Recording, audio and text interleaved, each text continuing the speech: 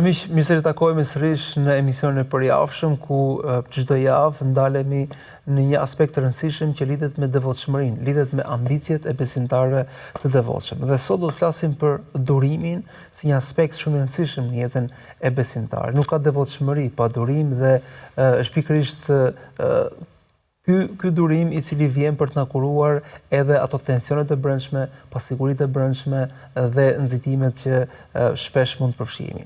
Dhe për të folur mbi durimin do të kemi sot të shpjegimet e Hoxhës nderuar Behxhet Derniani. Hoxh, mirë se vini. Mirë se u gjej.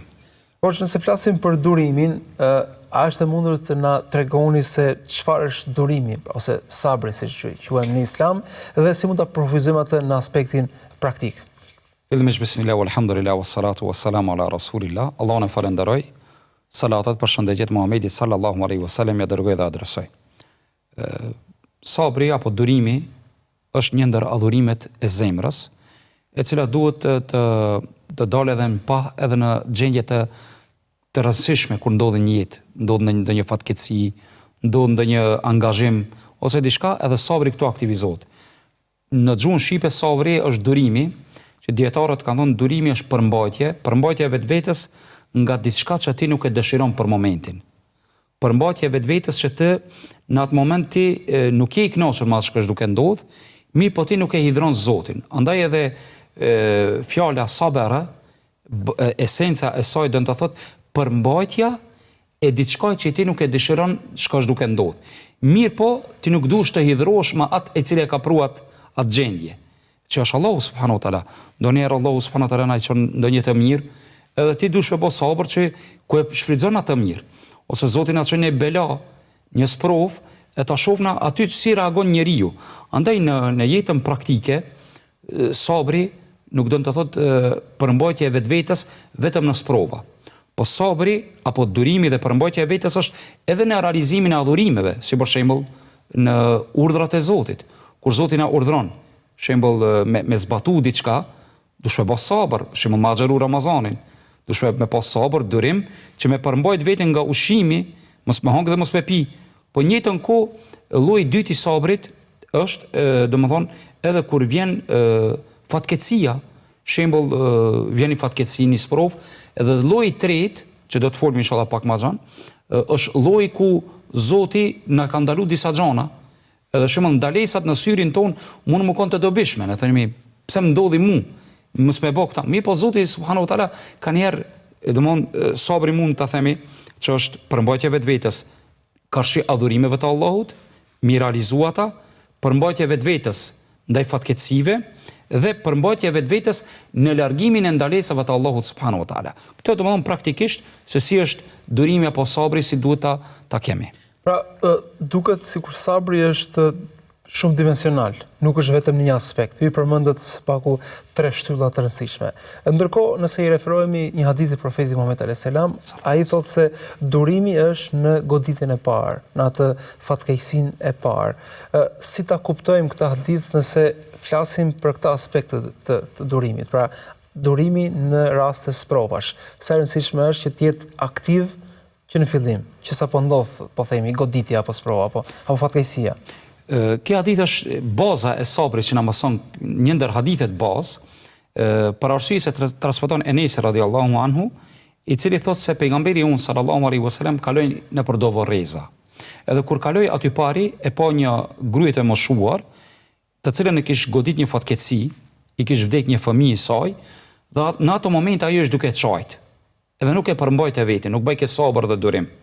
Muhamedi sallallahu alaihi wasallam kur e pa gjendjen e saj, i tha me një thënie, tha isbiri wattaqillah. Tha bën durim dhe ke frikën Allahut. Mirë po ajo nuk e njofti pejgamberin ton sallallahu alaihi wasallam. Dhe në shere volte se pe çorton dhe pe këshillon dikushi, ajo i tha ilejka anni, largohu prej meje. Mirë po të pranishmit, ja të reqën vërejtjen dhe i than, ki njeriu të cilit ti i thave iku prej meje, kjo është Muhamedi alayhis salam, i dërguar i Zotit, i cili është i goditur me sprova sikurse ti, për arsye se Muhamedi alayhis salam i patëm vdek fëmijë. Atëherë ajo gruaje në pendim që e bëri gabimin, shkoi dhe i tha pejgamberit sallallahu alaihi wasallam, bil hadithi është i gjatë, ku shkoi dhe nuk takoi roje në shtëpi. Dhe i hyrit e pejgamberi unë sallallahu alaihi wasallam. Thoi dërguari i Allahut, tash po bëj sabër, tash po përmbaj vetveten. Atëherë tha pejgamberi unë sallallahu alaihi wasallam, innama sabru inda sadmatil ula. Sabri, durimi është në goditjen e parë. Pra ajo reflektoi më mbrapa për situatën, po vlera më e madhe është në momentin e parë kur vjen. Në momentin e parë çka njeriu duhet thoje? Duhet të thoje inna lillahi wa inna ilaihi rajiun. Te Allahut jemi dhe tek ai është kthimi. Do të thonë ta pranoje sprovën që Allahu e ka sjell një gjendje të tillë dhe ti duhesh me përmbajt veten. Pra sprova që në fillim duhet na kthej tek Zoti. Që me goditjen e parë duhet na kthej tek Allahu. Ajo lidhshmëria me Allahun, sabri më njëherë njeriu e nxjerr mbështetjen te Allahu. Nëse nuk lidhet me mbështetjen e Allah, ai njeriu më njëherë dështon. Mundet Zot na ruaj të kesë pasoja edhe në dunjë dhe në ahiret. Në dunjë mundet të pas pasoja se nuk ka lumturinë jetë, pastaj nuk mund ta tejkalojë dhe mundet të shkojnë në sëmundje edhe psiqike, Zot na ruaj. Mirë, po edhe në botën tjetër e hub shpërblimin e durimtarit, ku Allahu subhanahu wa taala thot në Kur'an inma yuwaffa as-sabiruna ajrahum bighayri hisab. Allahu do t'i shpërblej durimtar pa llogari. Andaj edhe sabri është goditjen e parë. Muhamedi alayhi salatu wasalam në këtë hadith na jep mësime, e një ndër mësimet është njeriu pendohet ndoshta më vonë. Bile për të pendimi, Hazreti Ali radhiyallahu anhu ka thonë, i mençuri e përmban vetëm më një herë, ndërsa ignoranti i padituri i bie pishman pas 3 dite. Pas 3 dite ai thot, su desh me bone këta. Ndërsa i mençur e përmban veten, ban sabër. Pra durimi që nga dhe një lloj zgjuarësie dhe një lloj, po themi, mençurie. Ajo është e lidhur edhe me intelektin e njeriu, domos është i përmbajtur në momente të caktuara. Andaj pejgamberi sallallahu alajhi wasallam nuk e ndaloi njeriu që të pikëllohet, të mërzitet. Mirë, po e ndaloi pejgamberi sallallahu alajhi wasallam këtë non, e cila në ato momente nuk e përmbajte veten. Sikurse është e njohur të disa prej njerëzve ku e vajtojnë, shembull ose paguajnë njerëz për me vajtu te varreza dhe kështu me radhë, ku pejgamberi sallallahu alaihi wasallam e ka ndaluar një gjë të tillë. E kjo non sikurse nuk ishte e kënaqur me atë çka ka ndodhur, jo me shku me bë lutje, që nuk është ndaluar me bë lutje. Nuk është, mirë, po përmbajtja e vetvetes është njeriu mos mu hidhur me Allahun subhanahu wa taala. Andaj edhe goditja, sabri është në goditjen e parë në momentet e para. Se gjithë njerëzit pas se që i vdes një afër me ti, pas disa dite vetvetiu nga mëshira e Zotit është që njeriu adaptohet. Mirë, po në momentet e para njeriu mundet me hidhur Allahun. Andaj çka duhet të themi? Domthon ato etapat e para, sabri është përmbajtja. Mos me thoni fjalë e cila hidhron Zotin. Kur ballafaqohemi me provën. E dyta është në goditjen e parë është poçmi mundësi me thon inna lillahi wa inna ilaihi rajiun. Kjo është nafile. Përmbajtja vetes është vazhip, ku njeriu dënohet me mos me bë sabër.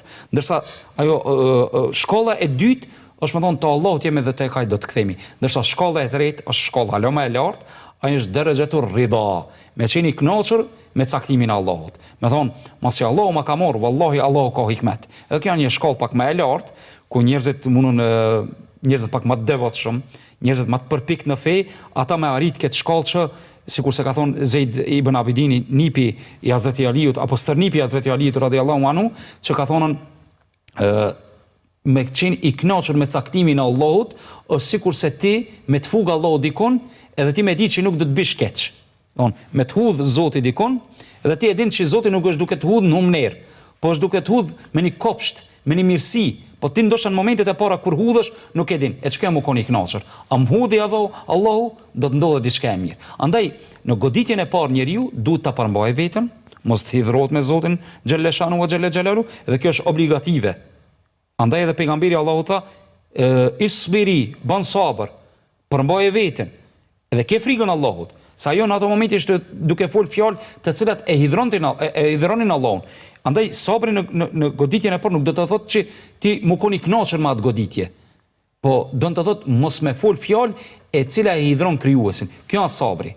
Pra, ndjen mërzi, ndjen keqardhje, ndoshta dhe loton, ndoshta ndryshon dhe gjendja emocionale, po kjo nuk lejon që njeriu pastaj të kalojë në hidhërim ndaj Zotit apo në kundërshtim ndaj kaderit. Dhe ne kemi parë her pas here që njerëzit e urtë, njerëzit e mençur janë vlerësuar pikërisht në momente të vështira, të jetës së tyre personale ose dhe të familjes dhe të rrethit ku janë gjendur. Pra, është dhe një lloj mençurie dhe një lloj urtësie dhe një lloj zgjuarësie e besimit në këtë rast.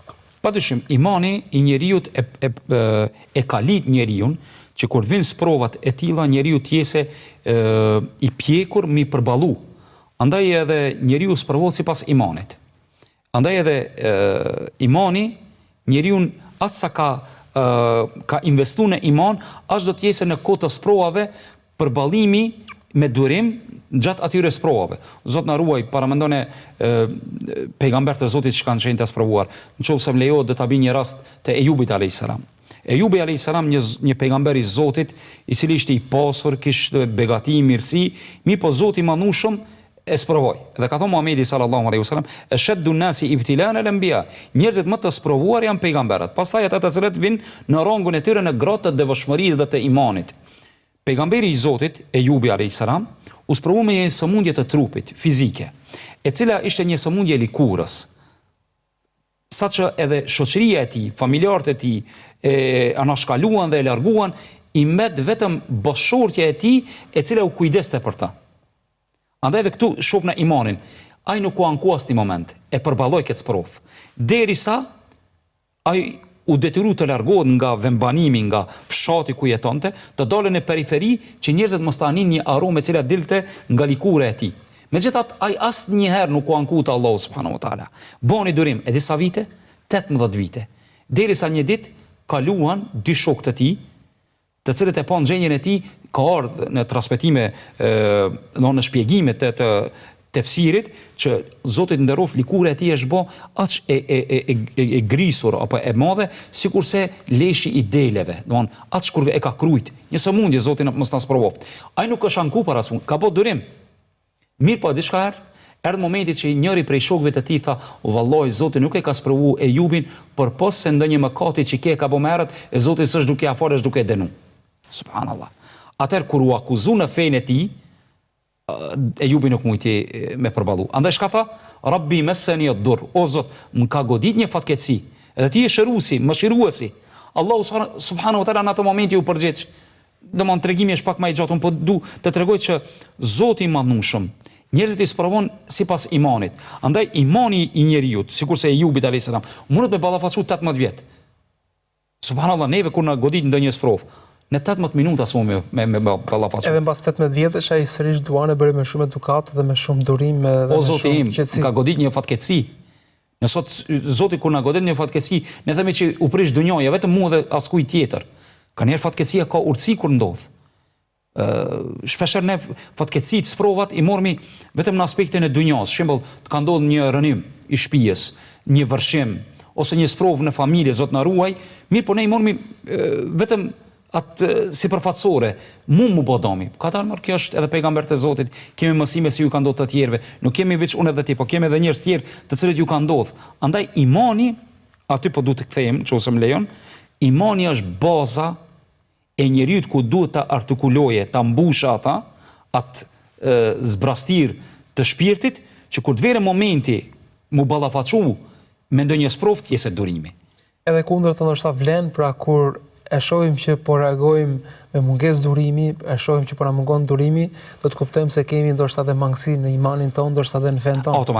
Automatikisht njeriu është hadithi pejgamberit sallallahu alajhi wasallam, yubtala al-mar'u qadra imanihi. Njeriu sprovohet në gradën e besimit të imanit të tij. Në momentin që njeriu nuk mundet të bëjë sabër, subhanallahu, për një vetur pse i prishet, që është normale, mos bukoni i kënaqur. Mirë po, çohet këtë dunjone në hava, kupton. Edhe ka urtësimin, Sheikh Ibn Uthaymin thotë, ka njerëz sprova mundet të mëkon për tyje, edhe në dunjë edhe në ahiret e dobishme, se ti vetë disosh, ta sjell Allahu në begati, po ndonjëherë sprova për ti është e dëmshme në dunjë, momentalisht, mi po në ahiret është shumë e madhe, mi po për rrethin social, shoqëror, mund të mëkon e dobishme, edhe bën një shembull shumë të mirë. Thotë si për shembull me pas vërshime, shi. Edhe ti e ke shtëpinë e vjetër. Edhe për momentin ti as provë roshi. Edhe bën një shi i vrollshëm, saqë ti ta dëmton atë komoditetin shtëpinë tone. Mi po realisht për baktit, për tokën, ka nevojë shi, toka. Domthon krijesa tjera kanë nevojë për shiun. Për ti është sprov me bë sabër, ndërsa për tjerët është mirësi dhe dobi. Mirë, po për ty durimi është mirësi. E në ahiret është problem.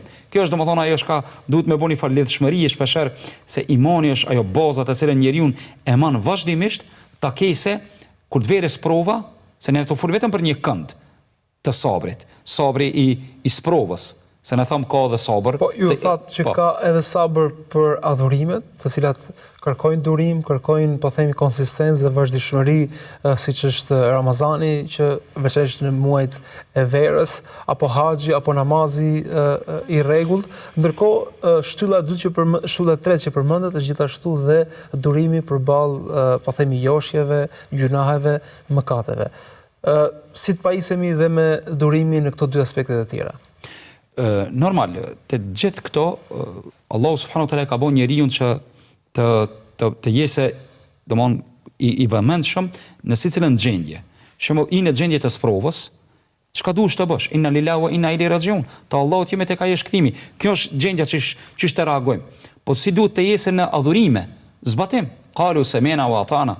Dëgjuam dhe respektuam. Nuk ka kundërshtim. Pra thirrjet ai namazi sabahut, atë flihet tani do të djesh pak sa dëgjuam dhe respektuam. Andaj edhe ne për vetveten tonë, Zoti tregon se Ibrahimi alayhis salam dhe pejgambert e Zotit kur i kanë urdhëruar familjarët e tyre, wa'mur ahlaka bis salati wastabir alayha. Ka thonë urdhëroje familjen tonë për namaz dhe bën durim. Bën durim se mundet mos me kuptu. Bën durim se në sabah ndoshta fëmia jon, i cili ka një dhe në moshën e biligut, domthon ti e thirr për namaz, ai ose edhe ti ndodh, se nuk më të çu. Jo, thirrë, kjo sabër me bë. Ndoshta ti e fal sunetin, kthesh edhe një herë. Ej, atu i ka shtu lindilli. Kjo është sabri në adhurime. Po dhe për neve kjo vlen, siç e potencuat shembull, sabër duhet edhe në hax. Shembull, një ndër shtyllat e haxhit që është Muhamedi alayhis salam, shtylla kështu po them morale, se jo shtyllat e haxhit të mbrëmshëm, është që tha Muhamedi alayhis salam, ku shkon në hax, nuk polemizon dhe nuk ofendon, kthehet sikurse nana me pasnin pa mëkate. E çka duhet? Bilom i kishin shku me vetë një hoxh një herë, kishin jam të shku në hax. Çka më mor me veti? Thot merri 2 kufera me sabër. Don kur shkosh në hax, ato duhen më së shumti. Më së shumti.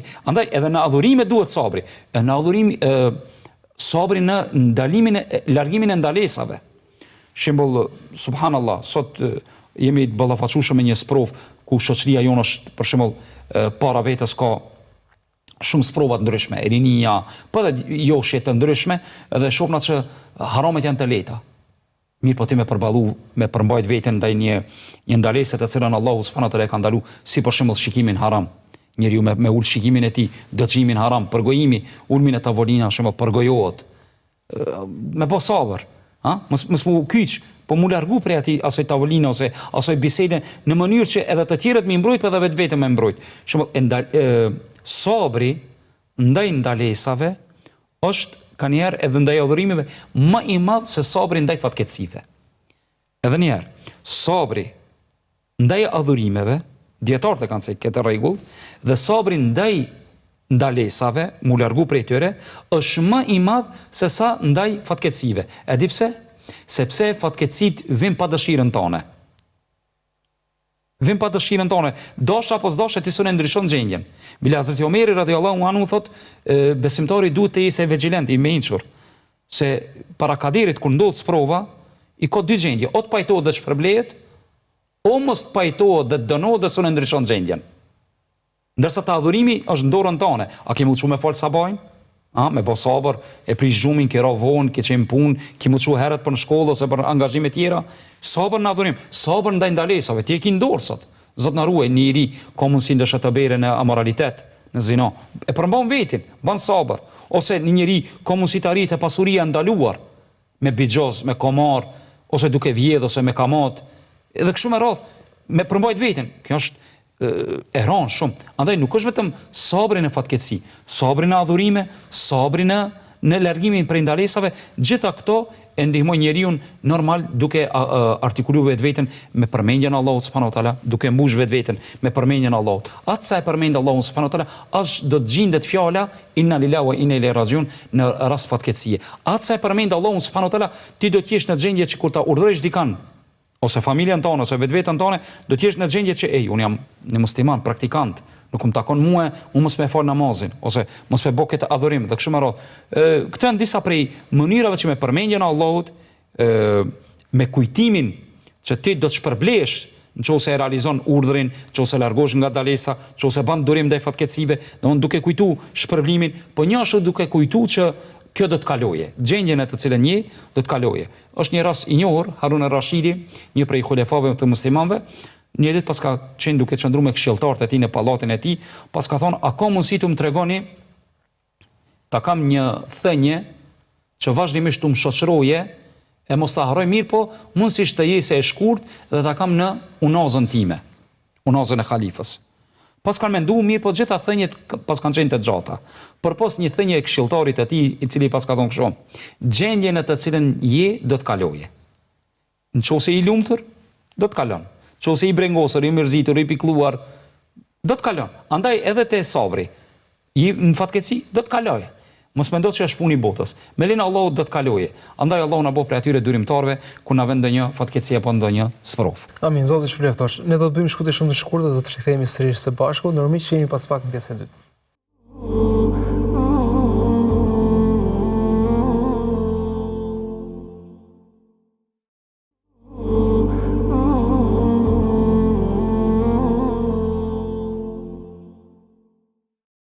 Rikthehemi në studio, po flasim pikërisht për durimin dhe Hoxha ka shpjeguar në pjesën e parë se durimi ka 3 shtylla, 3 element kryesor, është durimi në rast fatkeqësish, është durimi për adhurime të ndryshme, është dhe durimi i cili na nevojitet përballë fitneve, përballë gjunaheve, mëkateve, joshjeve të ndryshme. Po ndërkohë, Hoxh profeti selam shpesh mundohet që të na shkurtoj rrugën me durimin duke na motivuar me raste konkrete. Dhe në një transmetim në një hadith profeti alayhis salam thotë se veçanërisht kur dikujt i humb një dashur i tij, durimi dhe sabri që ai bën e çon në xhenet. Për shpërblimi i këtij durimi është xheneti. Si ta kuptojmë këtë premtim dhe si ta përjetojmë? Padyshim që rruga drejt xhenetit ka shumë sinjale apo rrugë të cilën na çojnë drejt xhenetit. Një ndër ata, pejgamberi sallallahu alajhi wasallam ja ka treguar sahabeve kur goditën me diçka që durimi është rrugë drejt xhenetit. Andaj edhe në këtë hadithin e lartë përmendur, i cili është hadith kutsi, hadith të cilin pejgamberi sallallahu alajhi wasallam e transmeton nga Allahu subhanahu wa taala, i cili hadith është në Buhari dhe në Muslim, ku thot pejgamberi sallallahu alajhi wasallam se thot Allahu xhalla shanu wa xhalla jalalu. Nuk e godet robin tim ndonjë fatkeqësi e cila jam marrë të dashurin e tij. Dhe ai bën durim, nuk ka shpërblim për ta përpos xhenetit. Që do të thotë, subhanallahu, çfarë feje e madhe është. Në momentin që ta merr një të dashur, këtu i dashur është nga familjarët, mund të jetë prindërit, mund të jetë vllau, mund të jetë motra, mund të jetë fëmia, dhe në momentin që njeriu apo axha i tij, doja i tij, dhe kështu me radhë, në momentin që njeriu e përmban veten, shpreson në shpërblim të Zotit, nuk ka shpërblim tjetër përpos xhenetit. Andaj është shumë interesante se ja u ka lecuar rrugën drejt xhenetit pejgamberi sallallahu alaihi wasallam. Bile ka një gruaj te pejgamberi sallallahu alaihi wasallam, i cili hadith është i mirënjohur, besoj për ju dhe shikuesit, ku ka një gruaj e cila e ka pas një sëmundje, e ka humbur vetdijen. Është alivanosur. Ka ardhur te pejgamberi sallallahu alaihi wasallam dhe i ka thonë, ja Rasulullah, unë alivanosë, më hub vetdia, edhe bi dhe nuk di ku jam. Andaj luta Allahun që Allahu të më shëroje. Pejgamberi sallallahu alaihi wasallam ka pas lutje të cilët Zoti ja ka pranuar drejt për drejt, ka pas lutje të cilët Zoti ja ka apo do t'ja zavenson në botën tjetër. E një ndër ato mundësitë që ja dha kësaj gruajs për rrugën drejt xhenetit, tha apo bën durim o ti nan, o ti gruaj, o ti motër, dhe ti e ki xhenetin. Kur erdh oferta xhenet, sahabët nuk ishin në më dyshje. Nuk kish më pazarun e jo du mu shëru. Me në arë neve një sprov, edhe me thonë dikush ti e ki xhenetin. Ne me koka na dhem, ose dhamin na dhem, me thonë e ki xhenetin, ne mundomi, tash nuk du me paraxhiku, ne mundomi me thonë dikush e jep. Thot, e di shka, më mirë të shërona e fitojmë ndryshe xhenetin. Të sahabët oferta xhenetit ka qenë e madhe. Ka thonë shka xhenetin, ai gruaja ka thonë ja Rasulullah në xhenetin, mirë po me një kusht. Lutet Zotin që unë kur të alivanosëm dhe të hupi vetdijen, që unë mos të zhvishëm Për arsye se si dihet njëri kur nuk ka ndjenja, nuk ka vet kontroll, mund të zhvishet. Subhanallah, ajo e ka pas dertën e saj që mos të zhvishet kur e humb vetdijen. Pra, mjafton që të ruaj dinjitetin edhe të fitoj xhenetin në këtë rast, ky është po themi shpërbimi kushti i saj, po. Andaj edhe te hadithi i përmendur që e cekat ju, pejgamberi unë sallallahu alaihi wasallam kur t'ja mori dikujt një të dashur. Edhe këtu njeriu duhet me ditë që secili prej neve e ka humb një të dashur dhe e humb një të dashur. Edhe përmbajtja dhe shpërblimin të cilën ne e shpresojmë të Allahu subhanahu wa taala shumë i madh. E Zoti shka ju ka premtu këtyre njerëzve, ka thonë innama yuwaffa as-sabiruna ajrahum bighayri hisab. Allahu do t'i shpërblejë durimtarët pa llogari.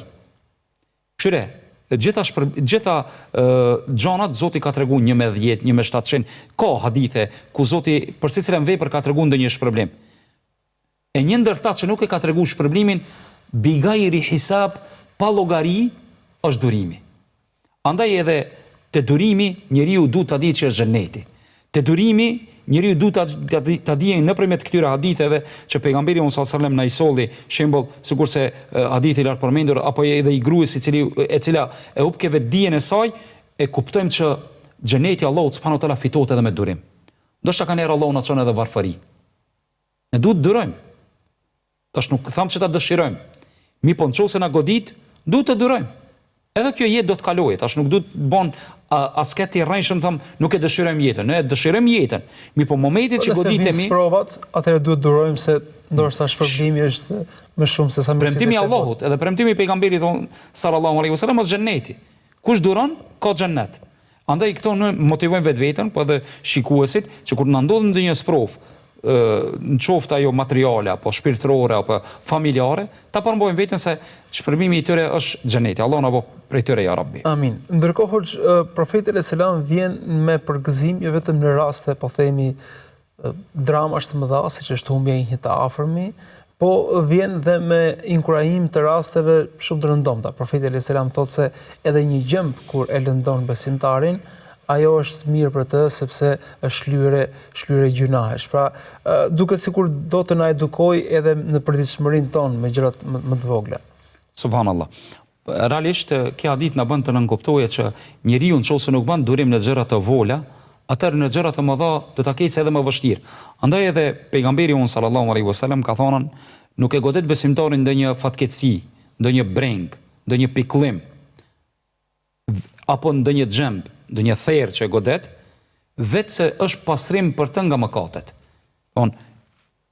Brenga është e mbrëmshme, mërzia e mbrëmshme. Këtë janë të mbrëmshme. Mi po edhe diçka fizike që ndodh, kjo është pasrim për ti. Mirë po me kusht, mos me ballafaquat atë goditje me hidhrim ndaj Zotit. Pse më gjet bashkë mua. Andaj këtu pejgamberi sallallahu alaihi wasallam na lëmë në kuptuar që rruga e pasrimit Zoti nuk do më na dënu. Po Zoti don prej neve vetëm ne ti përkushtohemi atij, edhe kur na vere sprova apo goditja, të jemi të përmbajtur, durimtar, sabërli, se këtu është shpërblimi i Allahut subhanahu wa taala. E cili është shpërblimi me përmbajt veten? Shpërblimi është që Zoti e pastron atë njeri nga mëkatet. Njeriu mund të pas nuk ka njerë pa mëkate. Andaj tha pejgamberi sallallahu alaihi wasallam, ditën e gjykimit njerëzit e pasprovuar, që nuk kanë pas shans të durojnë, me ata të sprovuarit kur t'i shikojnë shkallët e tyre në xhennet, kanë me dëshiru dhe kanë me thonë, o Zot, mu kanë edhe ne të ishmi qenë të sprovuar, sikur këta dhe të arim shpërblimet e mëdha që i pas ka xheneti. Andaj xheneti pas ka shpërblime për durimtarët, për sabërlit, të cilët janë godit me lloj-lloj sprova në këtë botë. Andaj edhe kjo hadith e bën që njeriu nëpërmjet brengave, nëpërmjet mërzijes, po edhe një therr e cila mund ta godasë një xhemb, edhe kjo mund të jetë pasrim prej mëkateve dhe do të jetë shpërblimi i Allahut në xhennet. Dhe në përfundim hoç, një këshill për ata të cilët janë në një situatë, në një sprovë, në një dhimbje, në një përjetim ndoshta të rëndë të vështirë që si duket ndoshta mund të jenë dhe në limitet e durimit dhe të sabrit të tyre. Çfarë do i këshillonit? Çfarë do t'ju thoshit në këtë situatë?